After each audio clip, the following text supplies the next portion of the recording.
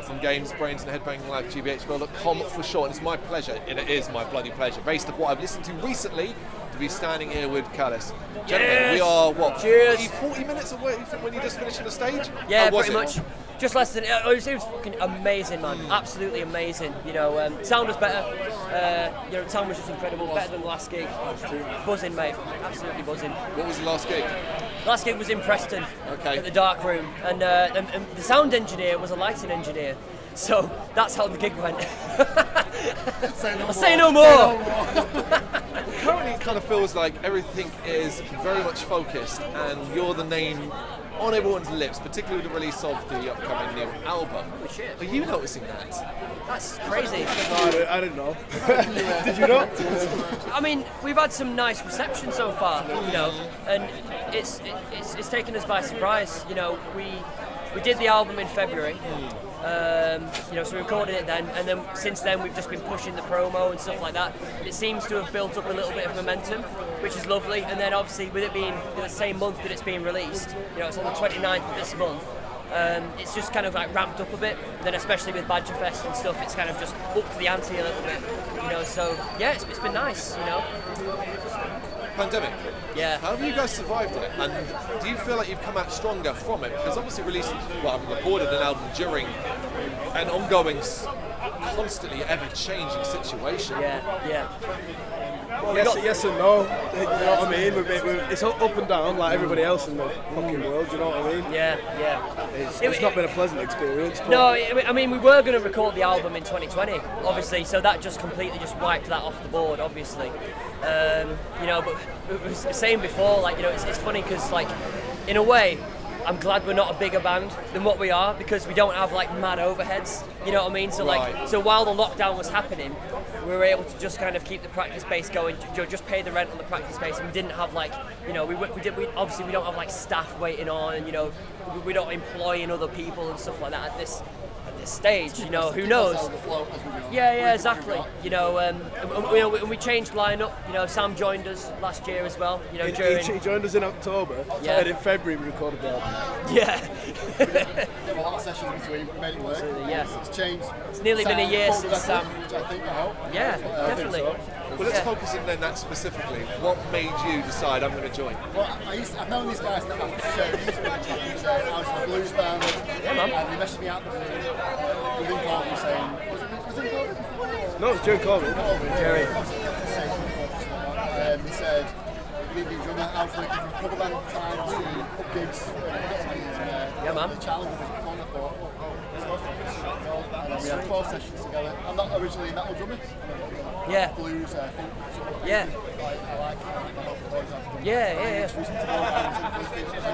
said, here's the songs, do what you want, see what I go. And loved it. I think it's worked out really well together. Yeah. And as you see today, hopefully, you enjoy it as well. Yeah.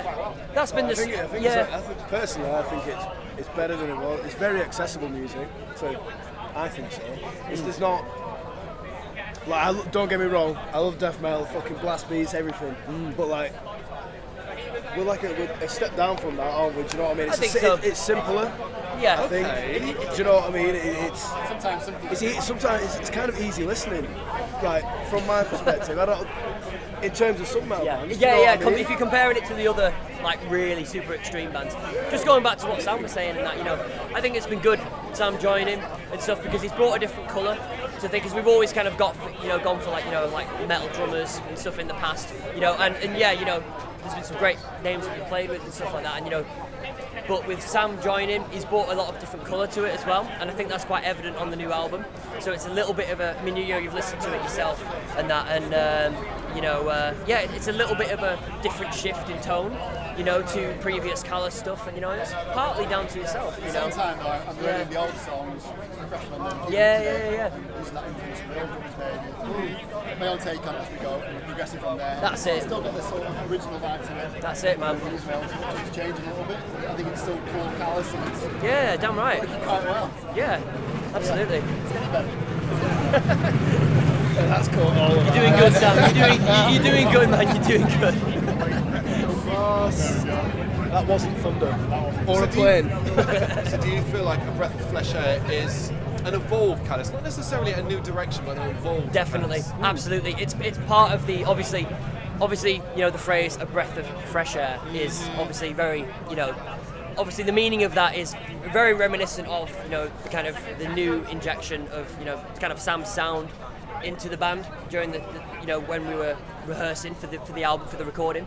But then obviously we didn't want to name it "A Breath of Fresh Air" because that would be totally lame and shit. So doing what we do, you know, we change, you know, we subvert the norm, you know, we kind of subvert the little thing, and, you know, "Breath of Fresh Air." So, but that's what it kind of means ultimately. It was kind of a fresh start and a refreshing thing for us as a band, you know. So yeah. But you do know, obviously, when a title like that, you know nothing about you. You read that and think, well, that's death metal, right? It's got to be extreme. I think it is extreme in its own right, but it's got its moments. There's moments in it. Do you know what I mean? You can go from I think there's a very Sabbath sound along the album. Do you know what I mean? And there's a reason. Nowadays, even that's like easy listening now, isn't it? Do you know what I mean? Do you find those parallels are automatically drawn though when you're kind of playing, you've got a bit of your stoner and stuff like that and doomy aspects that people automatically go, well, it's Sabbath-like and stuff like that. Is that not a bit lazy almost to a certain degree and go, well, no, not everything is like that and actually you are your own thing? Yeah, definitely. Oh, like, you know, of course, you know, like, you know, you can have all your influences, and I'm a strong believer of, like, you know, the more influences that you can draw upon, the more unique your band and your sound becomes, and that, you know, so like you know, like I say, you know, back to the addition of Sam and stuff like that, you know, Sam's got this different style that, you know, me and Ben don't really necessarily go to and listen all the time, everything like that, you know, whereas Sam's, you know, he's bringing some different beats and some different things like that, different ideas, and it's helping us shake things up a bit, and that's what's given rise to obviously this album. You know, this is what this album is. It's the three of us, you know, and that kind of musical fucking fusion of, you know, we're into some extreme stuff. I think, to be honest, Ben's the most heavy metal dude in the band. I'm kind of like, I like a lot of the stuff that Ben does. Some of it's too extreme for myself, you know, and then I'm kind of like, I like some old school stuff, you know, like Mountain from like 70s and 60s and stuff like, you know, I love stuff like that. So there's just an interest in between three of us. There's just a lot of different bands that we listen to, and we all like to pick, you know. And we're just excited to do the next album, you know, as well. You know what I mean? Like, 'cause it's going to be just like fucking crazy. I always love talking to artists when they've got a new album out and they have to do this press run. And obviously we're talking about your new music. We're still a couple of weeks short of this album being released, October 29th. Absolutely. Yet naturally, your artists, you're kind of moving on a bit already musically. But I want to focus on that. You guys seem super proud of this album. Yeah. From a personal perspective, as you said, I have heard it. I've talked about it briefly online on our social media, and the album reviews going to go up there all the time. Lovely. I promise you now, it's one of the albums of the year from my perspective. Are you as proud as you've seen it? Yeah, dude. Honestly, Stop, you're making me blush. Yeah, it's. I mean, for myself personally, you know, obviously I don't want to speak for these guys, you know, but for myself personally, it's a lifetime achievement, this album for me. It's the kind of album that I have always wanted to make.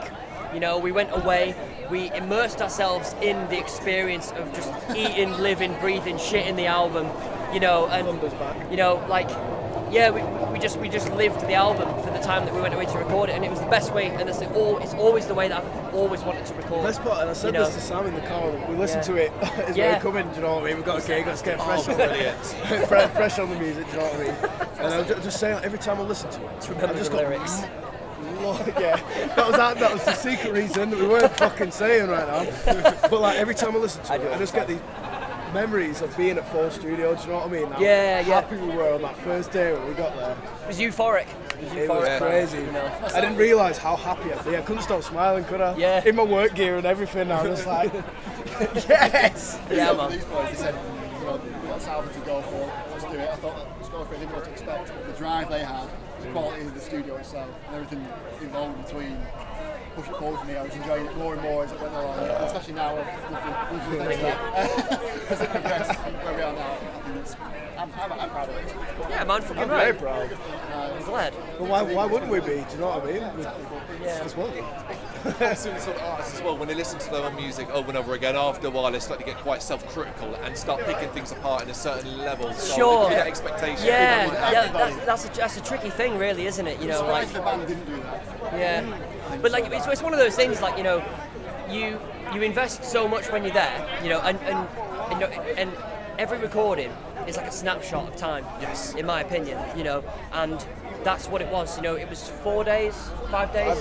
5 days. It was 5 days, and that was 5 days of our life, just like literally nothing but our band. You know, and the end result is this album. You know, there was nothing tinkered with after the 5 days. It was literally just 5 days of just the focus and just good vibes. You know, because you know you've got to be enjoying it. You know, and if you're not enjoying, you know, if you're enjoying it, it makes the experience enjoyable. I know that sounds really like I think obvious, it'll come but across yeah, as well. yeah. It's the same when you play live. If you look like you're enjoying yourself on stage, it's infectious. So it will come across. Yeah, Yeah. as well when we go on. So Yeah, exactly. We say before we go on, stay calm, enjoy it.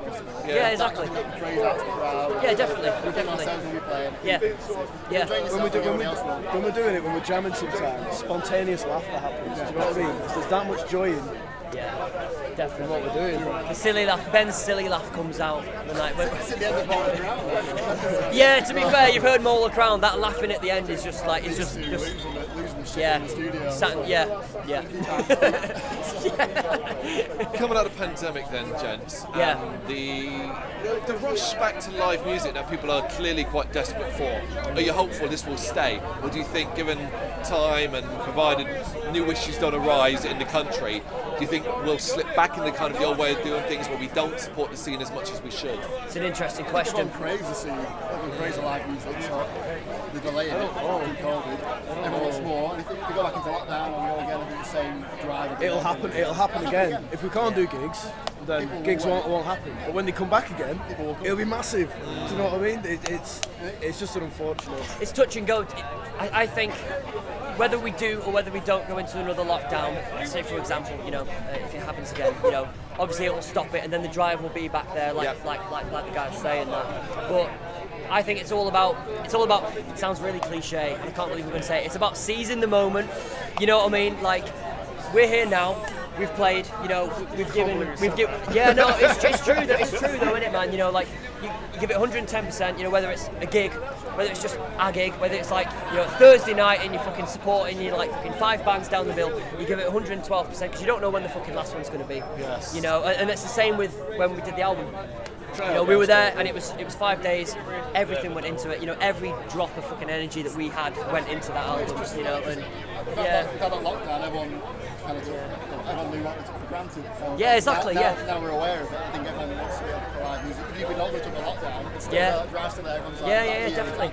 I hope it continues. You know, I hope the drive does continue. You know, yeah. Well, it's that, isn't it? It's going back to that. It's to take it for granted. And currently we're in a situation where everybody's going, no, we should not do that. And our scene in the UK particularly super strong because obviously international bands aren't touring. Yes. We saw it with some festivals. Badgerfest is a great example of the scene. Yeah. We go back to something larger like Bloodstock Yeah. into what just passed, which obviously had the cream of our Yes. scene. It's more Yes. what happens after that. Yes. And now the international touring bands are coming back Yeah. and can't and are trying to fit their gigs in amongst everything else. Yeah. That's where my concern comes from. Yeah. Where do we prioritise and where do you, the bands that we, for example, we haven't listed today, where do they fit in, especially if our venues continue to close?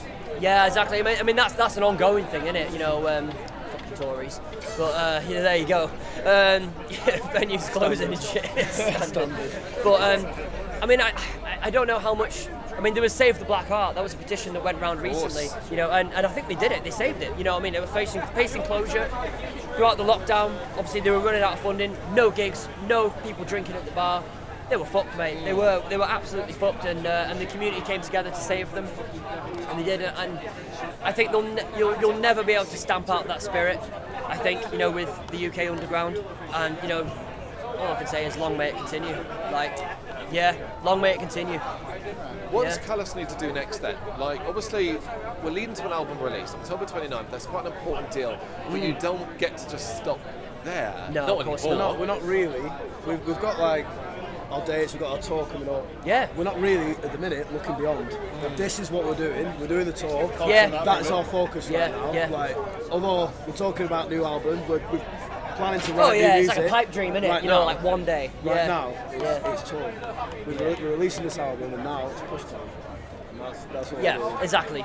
So we're in the stage of pushing the album, obviously, talking about it, playing some gigs and that. But the tour's next month. You know, it's every weekend next month. We're doing like 3 or 4 gigs. So we're doing that. But then I think probably next year is just going to be shows, just gigs. And again, it's just getting the album out there. You know what I mean? You know, like I say, you know, like you say, you know, the tour is the next thing. It's got to be, and we just kind of like focus like that. We'll put something in place like that, and then we just sink everything into it, you know, and then we go to that, and then when we're doing that, we'll think about the next thing, and we'll just kind of like leapfrog, you know what I mean, like as we go along, and then before you know it, it's been 7 years, you know. So yeah.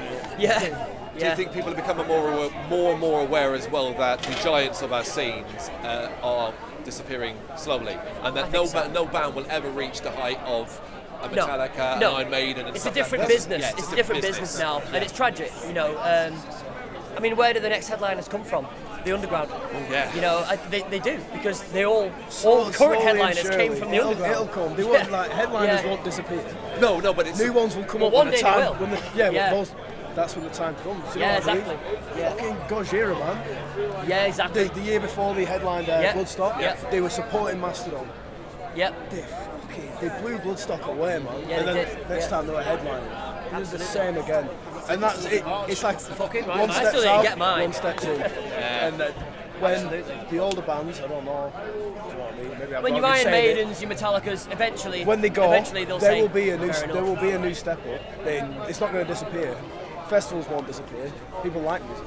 Do you know what I mean? Yeah. It's always going to be It's there. true. It's true. And a band will become bigger from it. I do like that with It'll Bloodstock. just happen naturally. Yeah, I do like that with Bloodstock. They do give some of these more sort of up and coming bands, it's like amazing. Gojira, you know, even Parkway Drive. You know, they do give them those slots and Ghost, that. yeah. Ghost, exactly. You know, and then obviously your Judas Priests and things like that. You know, which is a safe bet. you Yeah, know? yeah. Of course it is. You know, Safe but bets you know, and gambles. yeah, exactly. You know, and I think Parkway Drive was a gamble for them. You know? Oh, absolutely. It's not my. Yeah, it did pay off. It's not my thing personally, but that's fine. You know what I mean? Like, it's about, you've got to get these other bands, you've got to give them these opportunities, you know, and shit, I don't know, we just do what Maybe we do. I think different. I'm not worried about that, honest to God. I Yeah. just think when it happens, Bands will always be a it'll thing. always just transition naturally. It'll Yeah. just happen. There won't be one year where they're like, they're headlining. What? No, it Yeah. just won't. I don't think it'll happen. I think it'll just be, all right, cool. Yeah. But then on the flip side, people have still got to take chances on bands. Of course, And it's still a major doing it. part of it. Yeah, and yeah, it's yeah. simple as coming to say something like this. Yeah. And we've travelled from London, so we're from the south. Shit, We- yeah, right, wow. Yeah, we're London based. Nice one, man. So we've come all the way up here on the basis of this is where the cream of metal seems to be, particularly from the north. We notice in the south, we look a bit with envy. Manchester What is pretty it? big on it. Yeah, there's a lot in Manchester. Yeah, What's we're different here? Preston based, you know. There's And names here as well. Yeah, That's Sunny yeah. yeah. So we're all about Oh, yeah. one of our favourite bands the is north. Wigan, isn't it? Do you know Yeah, what I mean? man. Boss Kello. Yeah, man. That up and coming name, 100%. One day. Do you know what I from mean? Wigan. Yeah, they're pretty untouchable. Do you know Yeah. what I mean? Yeah, exactly. But yeah, the names are there, and I think people just need to give these bands the opportunities, you know. And then obviously on the flip side, you know, these bands need to push and try as well, you know, because it's not all just about like you can't just sit on your ass and wait for the opportunities. You've got to go out and graft. You'll get you out know. what you put in. Yeah, exactly. Don't expect the world to fucking fall at your feet. Do you know what I mean? Yeah, that's a life lesson, man. And on that note, A Breath of Flesh Air, October 29th, 2021. Please do listen to this album, you will not regret it. Thank you. Thank you, very man. Put much. it there, man. Thank you very much for watching. You can check us out on gbhbl.com as well as on Facebook, Instagram, Twitter and Tumblr. Go to Patreon and help us out over there. That's patreon.com/gbhbl as well as Big Cartel, where you can find some of our merchandise. We have a podcast running on SoundCloud and Apple Podcasts, and of course, if you like this video, do us a favour, hit the subscribe button and help the channel grow. Games, horror and heavy metal, what else is life for?